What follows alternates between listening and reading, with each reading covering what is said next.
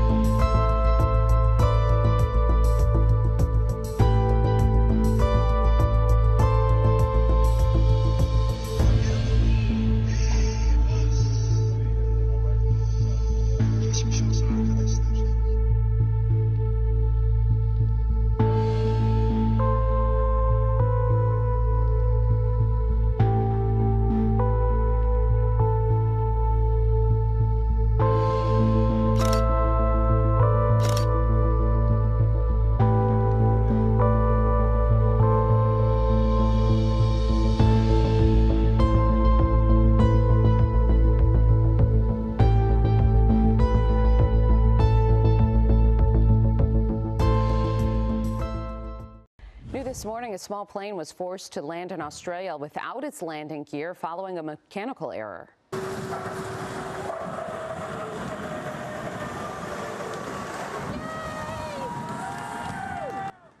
Ooh, very fortunate there. It happened overnight at Newcastle Airport in Australia's New South Wales. 2 passengers and a pilot escaped from the small passenger craft, which circled the airport for hours, burning fuel before it landed. Emergency response vehicles were on standby, but no one was hurt. Hello, I'm Mark Brown. Get more great ABC7 content by clicking the subscribe button for our YouTube channel and download the ABC7 Los Angeles streaming app on Fire TV, Android TV, Apple TV, and Roku to watch on your TV.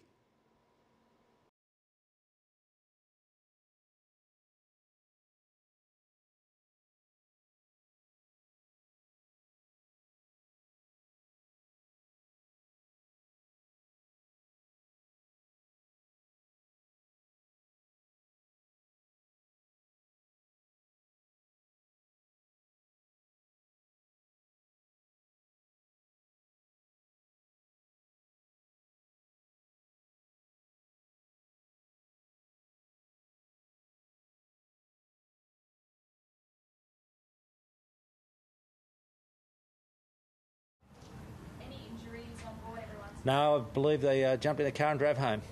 There was loud cheers, obviously, the cars, everyone. You were in the control room. Yeah, we applauded. Was there cheering? Yeah, we applauded. Of course we did. Nobody got hurt. We're very happy. Everyone applauded. C'est l'une des pires catastrophes de son histoire récente que AIBD vient de frôler. L'incident s'est produit aux environs de 1h du matin ce jeudi. L'avion de la compagnie Transair a fait une sortie de piste au moment de son décollage, occasionnant de graves incendies dans sa partie arrière. 85 personnes se trouvaient à bord. Les services de secours d'urgence intervenus pour maîtriser le drame. 10 personnes seraient blessées, dont 4 dans un état grave, informent des sources proches de la compagnie. Aussitôt après l'incident, le ministre des Transports aériens, El Malick Ndiaye, s'est rendu sur les lieux, notamment au centre des opérations d'urgence où il a tenu une réunion de crise. Il a dans la foulée ordonné l'ouverture d'une enquête par le biais du BEA, le Bureau d'enquête et d'analyse, avant de s'enquérir de l'état de santé des blessés et des 85 personnes qui se trouvaient à bord. Le vol HC 301 de la compagnie Transair assurait la desserte de Bamako pour le compte d'Air Sénégal. Le trafic qui était resté bloqué devrait reprendre ce matin. Cet avion est sur le point d'atterrir en urgence, sur le ventre, sans train d'atterrissage. Cet incident a eu lieu en Australie, à Newcastle. L'avion, qui transportait 3 personnes, a eu un problème technique repéré juste après le décollage. Impossible de faire fonctionner le train d'atterrissage. L'avion a volé en boucle pendant 4 heures pour brûler du carburant et donc limiter le risque d'incendie à l'atterrissage. Finalement, l'appareil a atterri sur le ventre sans faire de blessés auprès d'une foule qui a accueilli l'équipage avec des applaudissements. Le pilote, Peter Scott, a déclaré n'avoir jamais eu le moindre doute sur l'issue du vol. Il a confié aux médias australiens 9 News avoir déjà réalisé des exercices d'atterrissage sur le ventre 200 ou 300 fois. Une enquête a été confiée au Bureau australien de la sécurité des transports pour éclaircir les circonstances de l'incident. L'aéroport de Newcastle, lui, devrait rester fermé pendant environ 24 heures. Le but est d'évaluer l'état de la piste, même si, selon le chef de la police, les dommages semblent superficiels.